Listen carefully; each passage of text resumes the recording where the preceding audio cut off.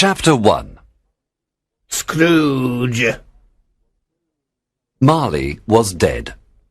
That was certain, because there were people at his funeral. Scrooge was there too. He and Marley were business partners, and he was Marley's only friend. But Scrooge looked very happy at the funeral, because on that day he made some money. Scrooge was a clever businessman. Yes, old Marley was certainly dead. But years later, his name was still there above the office door. Scrooge and Marley. That was the company's name. Sometimes people called Scrooge Scrooge, and sometimes Marley. He always answered. It was all the same to him. Oh, but he was a mean man, Scrooge. He never spent any money, and he never gave any away. He was an old miser. And he was a cold and solitary man. The cold was inside him. You could see it in his red eyes, and on his blue nose, and thin white lips. You could hear it in his hard voice, and it made his office cold, especially at Christmas. Nobody ever stopped him in the street to say, "My dear Scrooge, how are you? When will you come and see me?" Children never spoke to him, and even dogs ran away from him. But Scrooge didn't care. He liked it. That was what he wanted. One Christmas Eve, Scrooge was sitting in his office. It was only 3 o'clock in the afternoon, but it was already dark. The weather was very cold, and there was a lot of fog. It came into the office through the windows and doors. Bob Cratchit, Scrooge's clerk, was copying letters in a dark little room, and the old man watched him carefully. Bob had a very, very small fire in his room. It was even smaller than Scrooge's, and he tried to warm his hands at the candle, but he couldn't do it. "A Merry Christmas, Uncle," said a happy voice, and Scrooge's nephew Fred came in. Bah! Answered Scrooge. Humbug! His nephew looked warm. His face was red, and his eyes were bright. "Christmas a humbug, Uncle?" He cried, surprised. "You don't mean that, I'm sure." Yes, I do, said Scrooge. Merry Christmas. Why are you merry? You're a poor man, aren't you? "Well, why are you so unhappy? You're rich." Ah, humbug. "Don't be angry, Uncle," said Fred. Why not? There are too many fools in this world. You say Merry Christmas when you're a year older and poorer. That's stupid. "Uncle, please." Nephew, you have your own Christmas and I'll have mine. Leave me alone. "But you don't celebrate Christmas, Uncle." Because I never make any money at Christmas. I don't like it. Leave me alone. "But Christmas is a good time," said the nephew. "It's the only time in the year when people open their hearts and help each other. They become kind and generous. I like Christmas, and I say God bless it." The clerk in his little room clapped his hands happily and said, "Yes, that's right." Another word from you and you'll lose your job. Scrooge said to him. "Don't be angry, Uncle. Come and eat with us tomorrow," said his nephew. No, go away. I'm busy. "But why won't you come?" Why did you get married? Scrooge asked. "Because I fell in love." Because you fell in love? Bah! That's more stupid than a Merry Christmas. Good afternoon. "But why don't you ever come to see me, Uncle?" Good afternoon, said Scrooge. "Can't we be friends?" Good afternoon, said Scrooge. "Well, I'm very sorry about this, but I wish you a Merry Christmas with all my heart, Uncle." Good afternoon, said Scrooge. "And a Happy New Year." Good afternoon, said Scrooge. So his nephew went to the door and opened it. But before he left, he said, "Merry Christmas," to the clerk, who answered with a warm, "Happy Christmas." Are you stupid too? Scrooge said. At that moment, 2 fat gentlemen came in. "Excuse me, is this Scrooge and Marley's?" said one of them. "May I ask if you are Mr. Scrooge or Mr. Marley?" Mr. Marley is dead. He died on Christmas Eve 7 years ago. "At this festive time of the year, Mr. Scrooge," said the man, taking a pen from his pocket, "we ask people to give some money to help the poor. There are thousands of people with nothing to eat at Christmas." Aren't there any prisons? asked Scrooge. "Yes, lots of them." And what about the workhouses? Aren't there still lots of them? "Unfortunately, yes. Good. I'm happy to hear it. We don't think the people in the workhouses or prisons are happy about it. They don't have much to eat or drink, and they're always cold. How much can you give us, sir?" Nothing. Scrooge replied. Leave me alone. I don't celebrate Christmas, and I don't give money to lazy people. I help to pay for the workhouses and prisons. That's enough. "But many people can't go there, and they'll die in this cold weather." Well, there are too many people in the world already. So that's a good thing. Good afternoon, gentlemen. So the two men went out, and Scrooge continued his work. It became colder and foggier and darker. When a boy came to sing a Christmas carol outside Scrooge's door, he stood up and shouted angrily, Go away! The boy was frightened and ran away very quickly. Finally, it was time to close the office and go home. Scrooge stopped his work and put down his pen. The clerk put on his hat to go. You want all day tomorrow, do you? Said Scrooge. If it's all right, sir, yes. It's not all right. Scrooge answered. I must pay you for a day's holiday. It's only once a year, sir. Bah! Every December the 25th, you get money for nothing. Well, arrive here extra early on the 26th. Do you hear me? Yes, sir, said the clerk.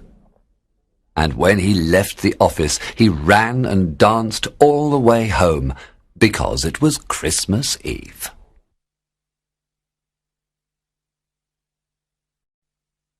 Chapter 2. Marley's Ghost.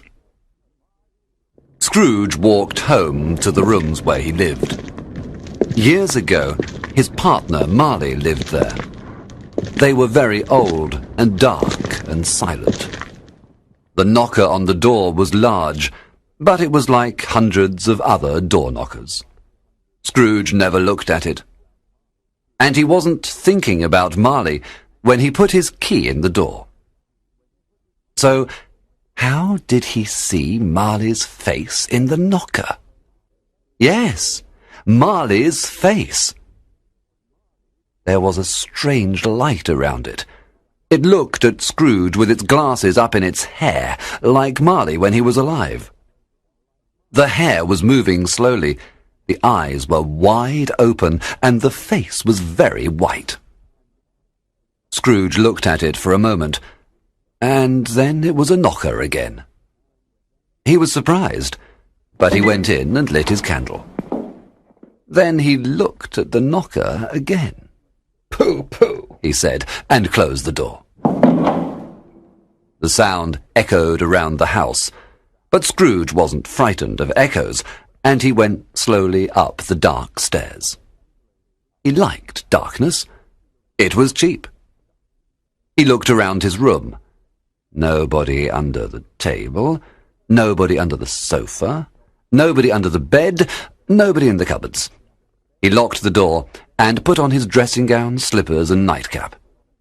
Then he sat in front of an old fireplace with a very small fire in it. For a moment, he thought he saw Marley's face in the fire. Humbug, he said. Then he looked at the old bell above him on the wall. He was very surprised when this bell began to move. At first it moved slowly and quietly, but soon it made a very loud sound, and all the bells in the house began to ring too. Suddenly they stopped. Scrooge heard a strange noise far away in the house, a noise of metal, like chains. It was coming up the stairs. Something was coming towards his door. It's humbug, he said. I don't believe it. But the thing came into the room and stopped in front of him. He couldn't believe his eyes. The same face. Marley's face. Scrooge recognized his dead partner's clothes and boots, and he saw a long chain round his transparent body.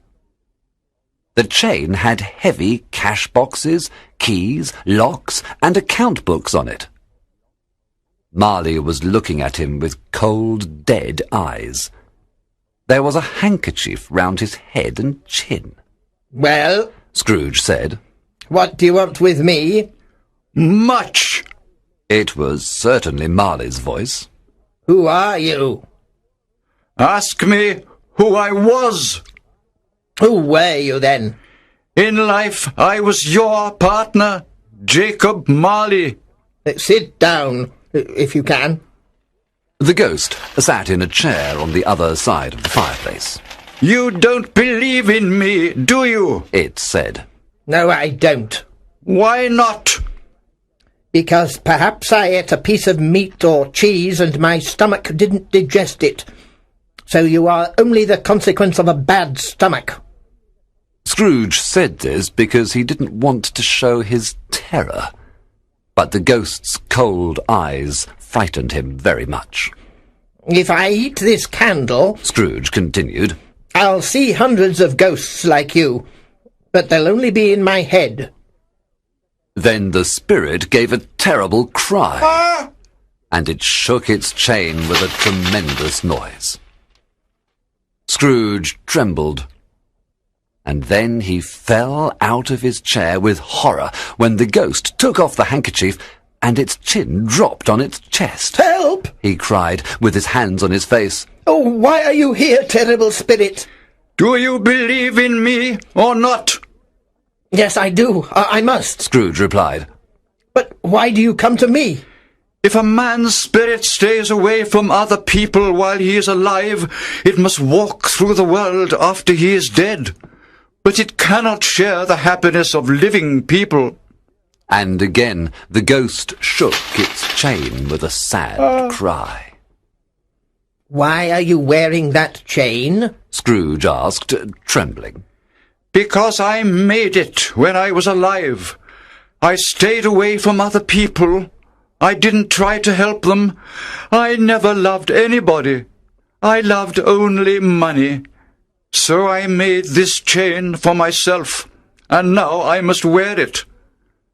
I lived like you, Scrooge. 7 years ago, your chain was long and heavy. Now it is very long and very heavy. Again Scrooge trembled in terror. Tell me more, old Jacob Marley. Help me. I cannot help you, Ebenezer Scrooge, answered the ghost. I cannot rest. I cannot stay here. When I was alive, my spirit never walked out of our office. It was locked in there while I made all my money. So now I must travel and never stop. Have you travelled all this time? For 7 years? Yes, no rest, no peace, always travelling. Do you travel fast? Very fast, like the wind. Well, in 7 years you have been to a lot of places, then. Oh, but I am a prisoner, cried the phantom, and it shook the chain again, a terrible sound in the silence of the night. I was also a prisoner in my life, because I didn't try to help others. But you were a good man of business, Jacob. Scrooge was thinking of himself, too. Business? What was my business? My business was people. My business was charity. My business was love. My business was goodness. But I didn't do anything good. I lived with my eyes closed. I didn't see the poor and hungry people in the streets. But now I must go. Listen, I'm listening, Jacob. Scrooge said. I am here tonight to tell you something. There is still hope for you, Ebenezer. You still have a chance. You were always a good friend, Jacob. Thank you. You will see 3 ghosts. Scrooge looked frightened. Are they the hope and the chance you spoke about, Jacob? Yes, Well, I don't want to see them. you must. If you don't want to be like me, you must. The first spirit will come at 1 o'clock tomorrow morning. Can't they all come at 1 o'clock and finish it quickly, Jacob? The second will come on the next night at the same time. The third will come on the night after that, when the church bell strikes 12 midnight. You will not see me again. Remember my words. Then the ghost put the handkerchief round its head and began to walk towards the window. It asked Scrooge to follow. But when the window opened, Scrooge stopped. He was very frightened, because he could hear a great noise of crying outside. The air was full of ghosts. They were moving quickly here and there, and they all wore chains like Marley's ghost. Their cries were very sad. There was one old ghost with a big metal box of money on a chain. It was unhappy because it couldn't help a poor woman and her baby out in the cold, foggy night without a home. Marley's ghost went out into the night. In a moment it was with the other ghosts, and all of them disappeared. Scrooge closed the window and went to the door. It was locked. Did Marley's ghost really come through a locked door? Bah! He said. And he began to say, but stopped. He didn't want to say it now. It was late, and he was tired. So he went to bed and fell asleep immediately. Chapter 3. The first spirit. When Scrooge woke up, it was very dark. The church clock struck 12. 12? Said Scrooge, surprised. But it was after 2 o'clock when I went to bed. It's impossible. That clock is wrong. He got out of bed and went to the window, but he couldn't see much. It was dark, foggy, and very cold. He went back to bed and began to think. Was it all a dream? Was Marley's ghost really here? He said to himself. Suddenly he remembered the ghost's words. The first spirit will come at 1 o'clock tomorrow morning. So he decided to wait and see.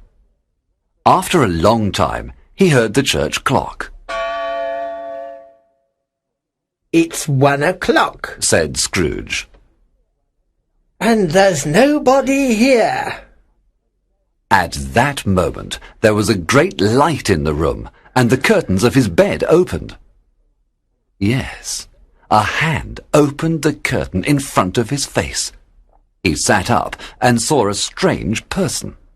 It was small, like a child, but it was also like an old man. Its long hair was white, but its face looked young. It was wearing white clothes with summer flowers on them. There was a piece of green holly in its hand. Are you the first spirit? Asked Scrooge. Yes, I am. The visitor replied in a quiet voice. Who and what are you? I am the ghost of Christmas past. Whose past? Your past. Why are you here? To help you. I thank you. Scrooge said. If you want to help me, let me sleep. Get up and walk with me. Said the spirit, and it took his arm. Scrooge wanted to say that it was late, the weather was very cold, and his bed was warm. But the spirit took him to the window. No, I'll fall. Scrooge said.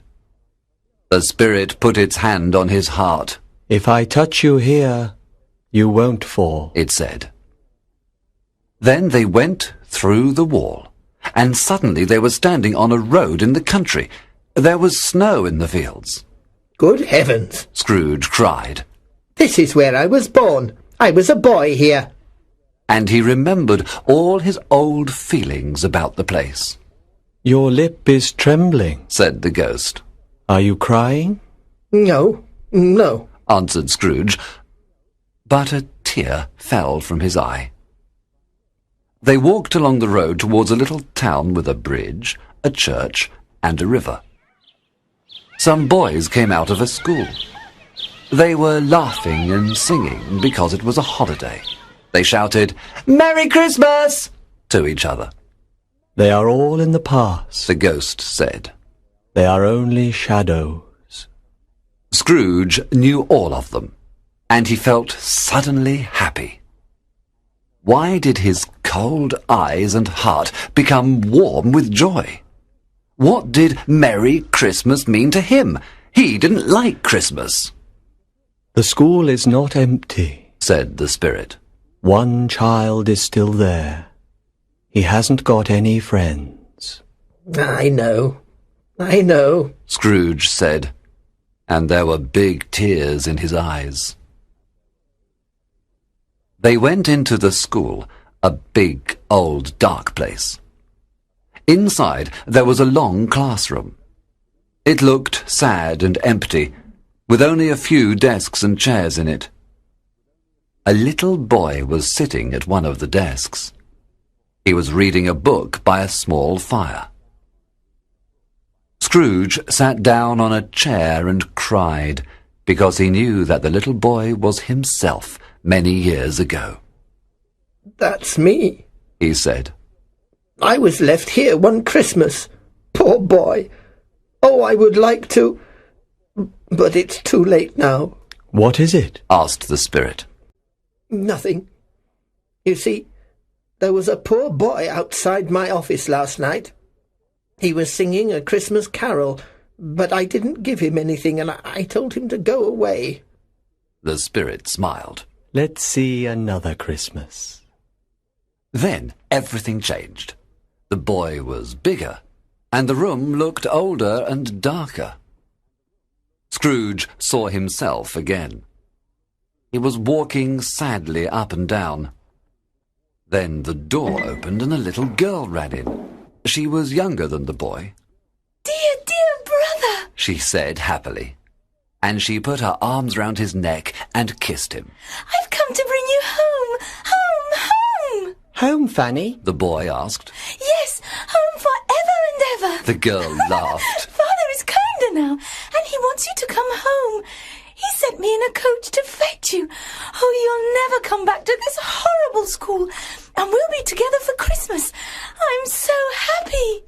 She began to pull him towards the door.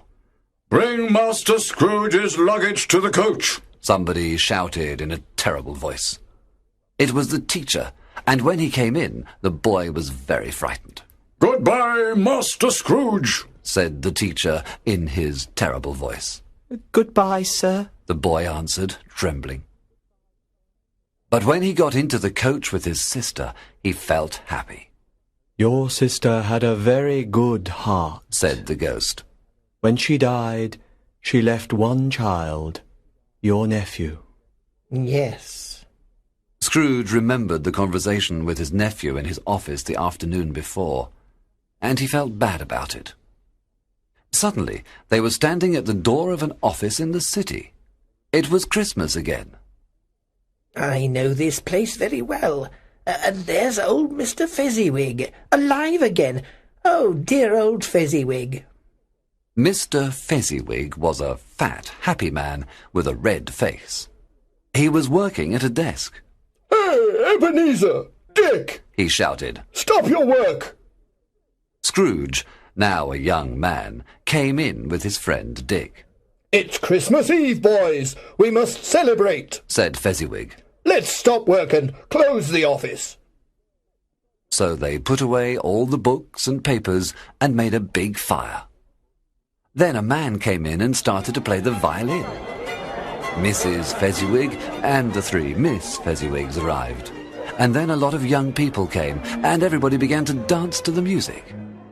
Then there were games and more dances, cake and hot wine and more dances. And there was lots of roast beef and beer and mince pies too. It was a wonderful party. At 11 o'clock, everybody said, "Merry Christmas!" And the party finished. While Scrooge was watching all this, he laughed and sang and wanted to dance. He remembered it all and enjoyed it very much. You and Dick and everybody loved Mr. Fezziwig, The ghost said to him. but why? That party was a very small thing. It cost only 3 or 4 pounds. So why did you all love him so much? A small thing? Answered Scrooge. No. Fezziwig was our manager, so he could make us happy or unhappy. He could make our work easy or hard.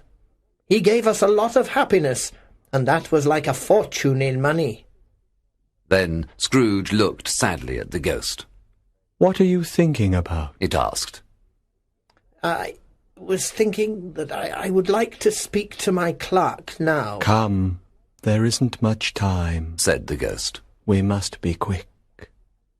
At that moment the scene vanished and they were standing in the open air. Scrooge saw a man of about 40. It was himself again, and his face showed the first signs of the problems of business and the passion for money. He was sitting next to a young girl dressed in black. It was his fiancée, Belle. She was crying quietly. You love something more than me, Ebenezer. She said. Huh? What? Money. You are afraid of life. You are afraid of the world. And so you do only one thing. Make money. Then you feel more secure. Money is your passion now. No, he said angrily. My feelings for you haven't changed, Belle. But you have changed. When you promised to marry me, you were a different person. I was a boy, he said. And so my love is nothing to you now. You aren't happy with me, and you don't want to marry me. I've never said that. Not in words, no. But I know it's true. I haven't got any money, so you don't want me. Well, you're free to go. I hope you will be happy. And Belle went sadly away. Spirit, Scrooge cried. don't show me any more. Take me home. There's one more scene. No, no more. I don't want to see it. But suddenly they were in a room where a beautiful young girl was sitting near a big fire. Next to her sat her mother. This was Belle, now older. The room was full of children, and there was a lot of noise. But Belle and her daughter liked it, and the daughter began to play with the children. Then the father came in with a lot of Christmas presents. He gave them to the children, and they laughed and shouted happily. Finally they went to bed, and the house was quiet. The father sat by the fire with his wife and daughter. Scrooge looked at them and thought, How sad that I don't have a wife and daughter. Belle, said the husband to his wife. I saw your old friend this afternoon. Who was it? Mr. Scrooge? Yes, I passed his office window and he was there. He hasn't got a friend in the world. His old partner Marley is dying. Spirit, take me away, said Scrooge. These things happened, The ghost answered. and they cannot be changed. Please take me back. I can't watch this any more. At that moment, the spirit disappeared and Scrooge was in his bedroom again. He felt very tired, so he got into bed and fell asleep. Chapter 4. The Second Spirit. Scrooge woke up, opened his bed curtain, and looked around. He was ready to see anything, but when 1 o'clock struck, nothing happened. After a while, he saw a strong light in the next room. He got out of bed and went slowly to the door. Scrooge, said a voice. come in, Ebenezer. The room was his room, but it was different. On the walls there was some green holly with red berries, and mistletoe and ivy. In the fireplace was a great fire. On the floor there was a lot of food: turkey, goose, chicken, rabbit, pork and sausages, as well as mince pies, puddings, fruit, cakes, and hot punch. And on the sofa sat a very large man, a giant, and he was holding up a torch. Come in, said the ghost. Scrooge went and stood in front of this giant, but he didn't look at it. He was too frightened. I am the ghost of Christmas present, said the spirit. Look at me. So Scrooge looked. He saw that the spirit was smiling. It had kind, gentle eyes. There was holly round its long, dark hair. Its face was young and happy. You have never seen anybody like me before, it said. Never. And you have never met any of my brothers? No. How many brothers have you got? More than 1,800. I am the youngest. Spirit, Scrooge said, take me where you want. I learnt a good lesson last night. Touch my clothes. When Scrooge did this, the room disappeared, and he stood in the city streets on Christmas morning. There was a lot of snow. Some people were playing and throwing snowballs. Others were buying food in the shops. It was a busy, cheerful scene, and the bells were ringing. Then a lot of poor people came along the street with their Christmas dinners of goose or chicken. They were taking them to the bakers' shops to be cooked in the oven. The spirit took Scrooge to one of these shops and touched some of the dinners with its torch. What are you doing? Scrooge asked. I am making these dinners extra good so the people will be happier, it replied, smiling. After a while, Scrooge followed the ghost to the suburbs of the city. They went to the house of Bob Cratchit, his clerk. The kind ghost touched the house with its torch. Then they went in. Mrs. Cratchit and her daughter Belinda were preparing the table for Christmas dinner. Young Peter Cratchit was helping them. Suddenly, 2 little Cratchits ran in and shouted that the goose was ready at the baker's. Then the oldest daughter, Martha, arrived, and after her came Bob, with his little son, Tiny Tim, on his shoulder. The child was a cripple, and he walked around on a small crutch. Young Peter went to fetch the goose. When he came back, all the children in the family shouted, "Hooray!" because they didn't often eat goose. Belinda made some apple sauce. Mrs. Cratchit prepared the potatoes and the gravy. Martha put the hot plates on the table. Finally, everything was ready. When Mrs. Cratchit cut the goose, everybody cried, "Hooray!" again, and Tiny Tim hit the table with his knife. The goose was small, but they all said it was the best goose in the world, and ate every bit of it. Then Mrs. Cratchit brought in the Christmas pudding with brandy on it. She lit the brandy with a match, and when they were all eating, they said, "Oh, lovely pudding!" What a wonder. Nobody said or thought that it was a very small pudding for a big family. After dinner, the Cratchits sat round the fire. They ate apples and oranges and hot chestnuts. Then Bob served some hot wine. A Merry Christmas to us all, he said. Merry Christmas! The family shouted. And God bless everyone, said Tiny Tim in his weak voice. He sat very near his father. Bob loved his son very much, and he held Tiny Tim's thin little hand. Will Tiny Tim live, Spirit? Scrooge asked. I see an empty chair, replied the ghost, and a small crutch, but not Tiny Tim. If the future does not change, the child will die. No, no, said Scrooge. Say he will live, kind Spirit. If the future is not changed, he will not see another Christmas. But you think that's a good thing, don't you? You said there are too many people in the world. Scrooge didn't answer, and he didn't look in the ghost's eyes. He felt very bad. Those were wicked words, Ebenezer Scrooge. The ghost continued. Do you think you can decide who will live or die?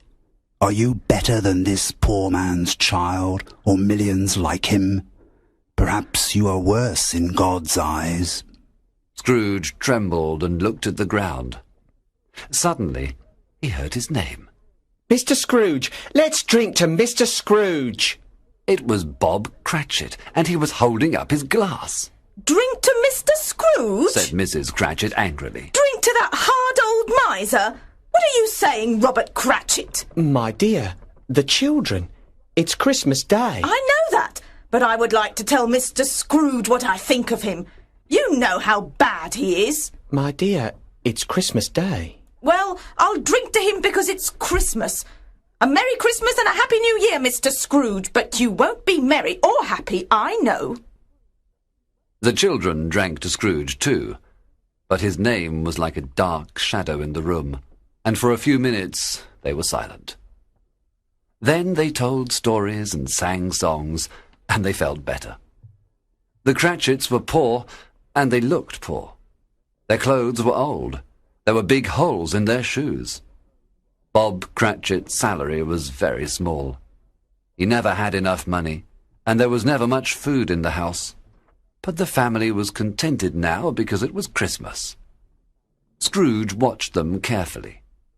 He listened to them well, and he looked at Tiny Tim very often before the family scene vanished.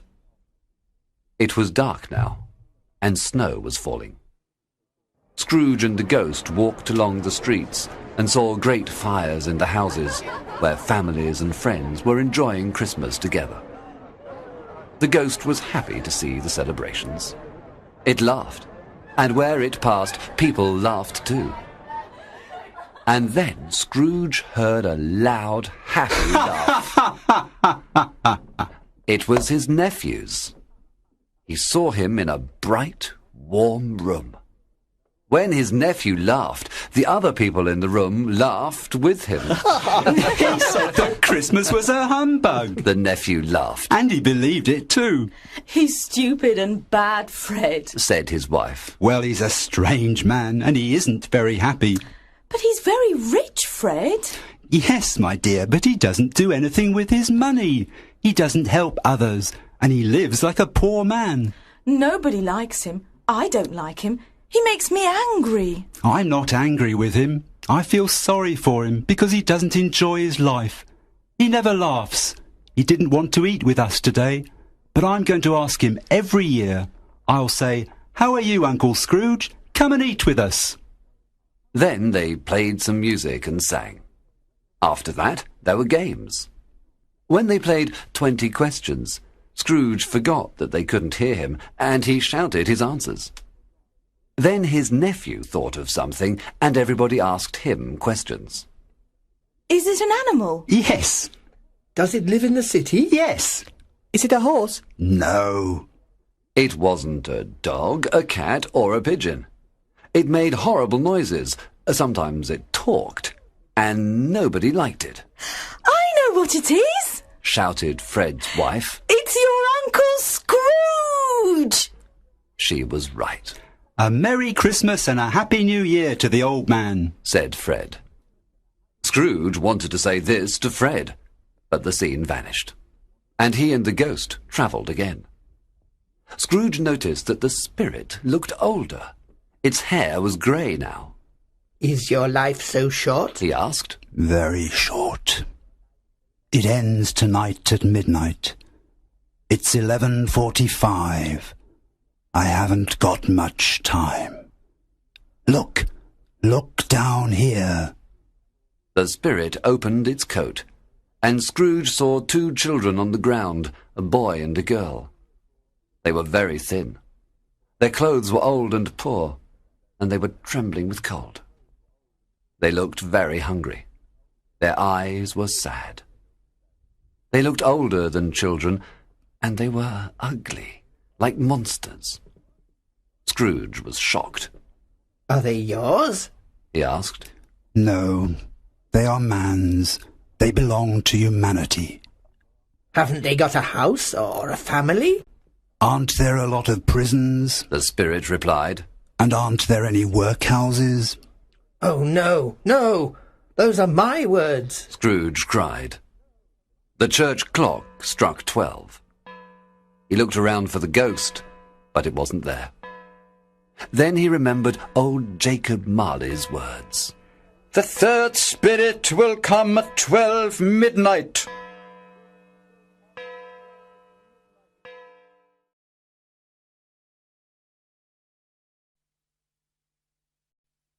Chapter 5. The Last of the Spirits. Another phantom was coming towards him.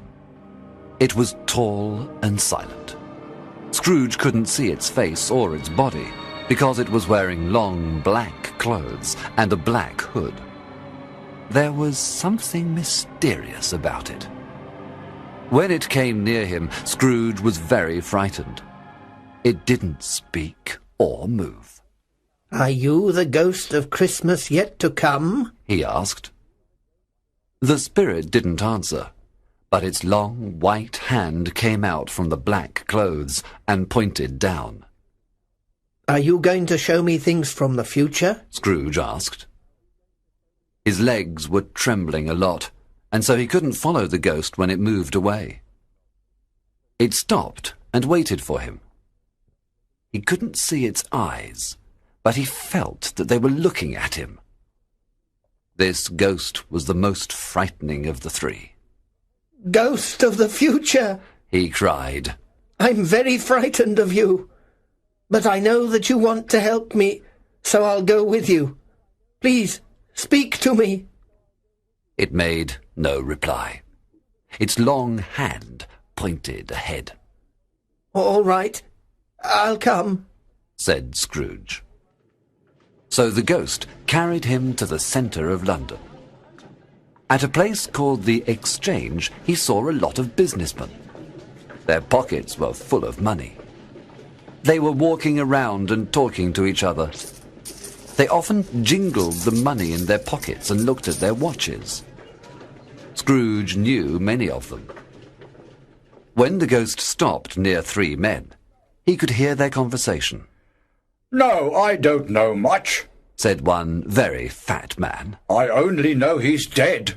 When did he die? Another man asked. Last night, I think. I thought he would never die. Was he very ill? God knows. What about his money? Asked a man with a very red face. I don't know, replied the fat man. He hasn't left it to me. Everybody laughed. The funeral will be very cheap, because only a few people will go. The fat man continued. I'll go if there's a big lunch, the red-faced man said. Another laugh. And then the men went away. Scrooge looked at the ghost. Who are they talking about? He asked. But the ghost said nothing. It went into the street and showed Scrooge two men. He knew them. They were rich and important businessmen. First they said hello. Then one of them said, Well, he's finally dead. Yes, I've heard, answered his companion. Cold, isn't it? Very cold, but it's the right weather for Christmas. Would you like to come ice skating? No, thank you. I'm too busy. Good morning. That was the end of their conversation. Scrooge was surprised. Who were they talking about? He couldn't think of anybody. Old Marley died 7 years ago, and this ghost was showing him the future. He decided to wait and see. He looked around, but he couldn't see himself anywhere. Wasn't he there in the future? Silent and black, the ghost stood near him. He knew that it was watching him, and he trembled. They went into a poor part of the city where the streets were dirty and narrow. There were dark shops and houses, and the people looked ugly and miserable. A lot of them were drunk. Rubbish was everywhere, and there were bad smells. The quarter was full of dangerous criminals. Scrooge followed the ghost into a small, dark shop. It was full of dirty old things, bottles, clothes, keys, chains. A man of about 70 with grey hair sat near a fire and smoked his pipe. Then a woman came in with a big, heavy box in her arms. She put it on the floor and sat down.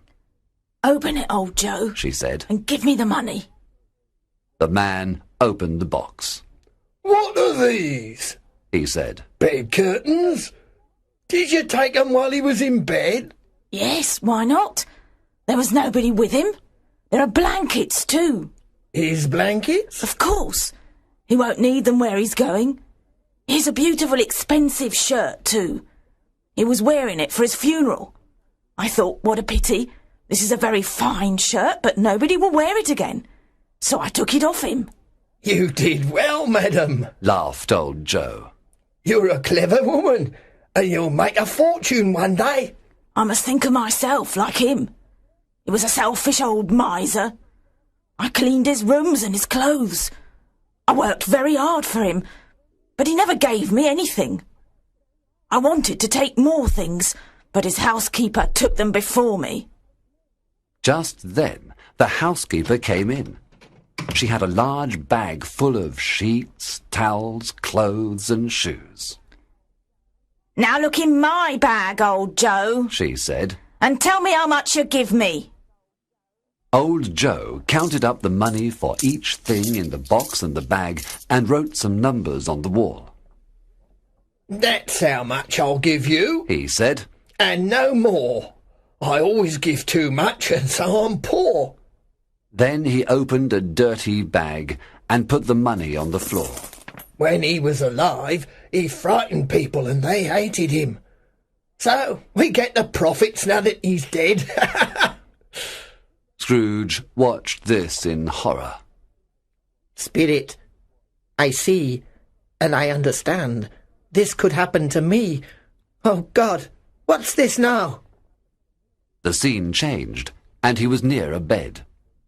It had no blankets or curtains. There was only an old sheet with something under it, the body of a dead man. The ghost pointed at the head, but Scrooge couldn't pull down the sheet and look at the dead man's face. He was shaking with terror. The body was cold, rigid, and alone in that dark room. How terrible, thought Scrooge. Not a man, woman, or child to say that he was kind to them in life, and to remember him with love. Then he heard the sound of rats behind the walls. Were they waiting? Were they going to jump on the bed and... Spirit, he said. What a horrible place. I'll always remember this scene. Can we go now? But the ghost still pointed at the dead man's head. I understand, Scrooge said. But I can't do it. I ask you to show me somebody who is sorry that this man is dead. The ghost took him to Bob Cratchit's house. The mother and children were sitting round the fire. They were quiet. Very quiet. The little Cratchits sat like statues in a corner. Peter was reading. "When is Father coming?" he asked. "He's late, but I think he walks slower now." I remember when he walked very fast with Tiny Tim on his shoulder, said the mother. But Tiny Tim was very light, and his father loved him so much. Ah, there's your father at the door. Bob came in. He drank some tea while the two little Cratchits put their faces close to his, saying, Don't be sad, Father. So Bob tried to be cheerful. But suddenly he cried. My little child! My little boy! He went to a room upstairs. It looked as bright and happy as Christmas. He sat on a chair next to the bed. There was a little child on it. It was Tiny Tim, and he wasn't sleeping. He was dead. Bob kissed the little face. Then he went downstairs. I met Mr. Scrooge's nephew in the street, he told the family. He asked me why I was so sad. When I told him, he said he was very sorry and wanted to help us. I think he's going to find a job for Peter. He's a very good man, said Mrs. Cratchit. Yes. Children, when you all leave home in a few years, you won't forget Tiny Tim, will you? Never, Father. They all cried. Thank you. I feel happier now, Bob said. Scrooge said to the ghost, Oh, please tell me who that dead man was. The ghost took him near his office, but it didn't stop. Wait, said Scrooge. My office is in that house. Let me go and see what I'll be in the future. The ghost continued walking. Scrooge ran to the window of his office and looked in. He saw an office, but it wasn't his. Everything was different, including the man at the desk. He followed the ghost again. It stopped at the gate of a cemetery. Am I going to learn the dead man's name now? Asked Scrooge. The spirit led him to a grave. He went near it, trembling. Before I look at the name, he said, answer me one question. Is it really necessary for these things to happen, or are they only possible? The ghost didn't answer. I mean, if men change their lives and become better, will the future change too? Is this what you want to tell me? The ghost was silent. Scrooge went slowly towards the grave, still trembling. He read the name on the gravestone. Ebenezer Scrooge. He fell on his knees. I was the dead man in the bed. Oh, spirit! Oh, no, no! Listen, I've changed. I won't be the same man as before. Tell me there is still hope. Please, tell me that if I change my life, the things that you have shown me will be different. The spirit's hand trembled. I will celebrate Christmas with all my heart, Scrooge continued. And I'll always try to have the Christmas spirit every day of the year. I will live in the past, the present, and the future. I will not forget the lessons that they teach. Oh, tell me that I can clean the name off this stone. Scrooge held up his hands to the ghost, but suddenly it vanished. There was only a bed curtain in front of his eyes.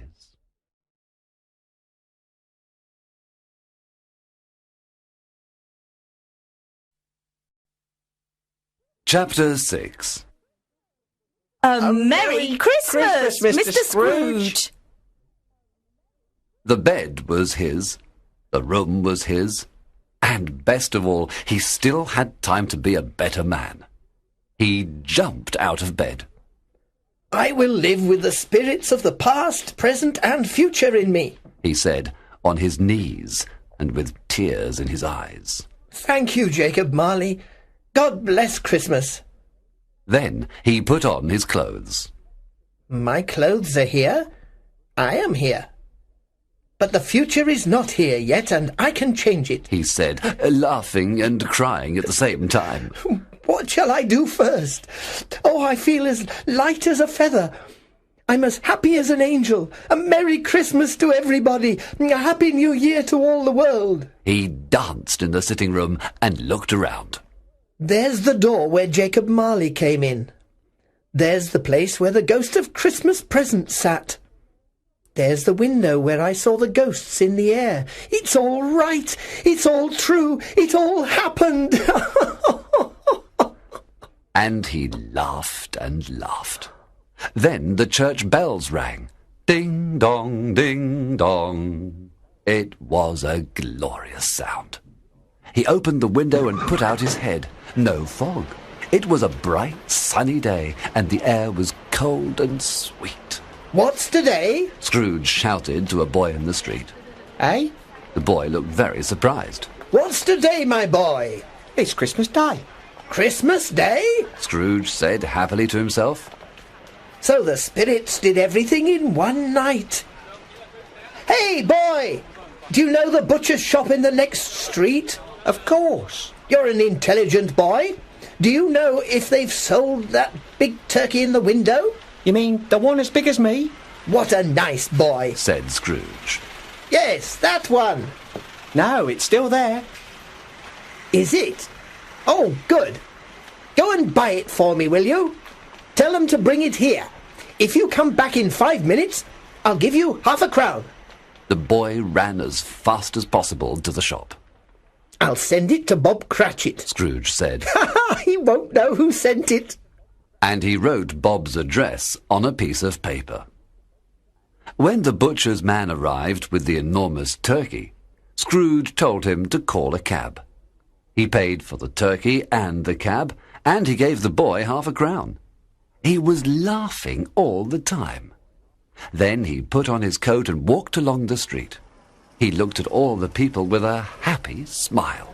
Good morning. Good morning. People said to him, A Merry Christmas to you. and Scrooge answered in the same way. Ah, there are the 2 gentlemen who were asking for money in my office yesterday. He said, How do you do, my dear sirs? A Merry Christmas to you. Mr. Scrooge? Asked one of them. Yes, that's my name, and perhaps you don't like me. Please excuse me for yesterday. Listen. Scrooge spoke quietly in the man's ear. Are you serious, Mr. Scrooge? The man was very surprised. Of course. Can you do me that favour? My dear Scrooge, that's very generous. I don't know what to say to thank you. Don't say anything. Come and see me tomorrow. I'll give it to you then, all right? Then Scrooge continued walking. He watched the people. He kissed little children. He played with some dogs. He looked at everything with love, and he felt very happy. In the afternoon, he went to his nephew's house.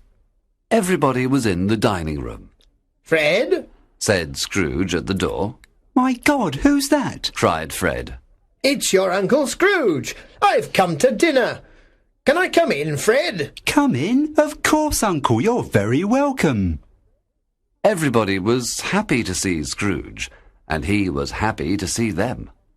They ate a wonderful dinner, and then they played wonderful games and had a wonderful time. Scrooge was in his office early the next morning. He was waiting for Bob Cratchit. Of course, he knew Bob would be late. 9 o'clock, and no Bob. 9:15, no Bob. At 9:20, Bob ran in. He went into his room immediately and started to work fast. Hello. Scrooge said in his old, angry voice. You're late. I'm very sorry, sir. Bob answered. Are you? Come here, Cratchit. It's only once a year, sir. Said poor Bob. It won't happen again. Well, my friend, I hope not. Scrooge said with a big smile. Because I'm going to give you a bigger salary. Bob trembled. He couldn't believe his ears. A Merry Christmas, Bob, Said Scrooge. This will be your happiest Christmas. Yes, I'm going to give you a lot more money, and I'm going to help your poor family. Come on, make a very big fire, and let's have a drink, Bob Cratchit. Scrooge gave Bob more money, helped his family, and did much more. Tiny Tim did not die, and Scrooge was a second father to him. He became a good friend, a good manager, and a good man. A few people laughed at him, of course, but he knew that some people always laugh at anything new, strange, and good. He often laughed now, and that was the most important thing to him. He didn't see the spirits again, and he celebrated every Christmas with all his heart. And, like Tiny Tim, he said, God bless everyone.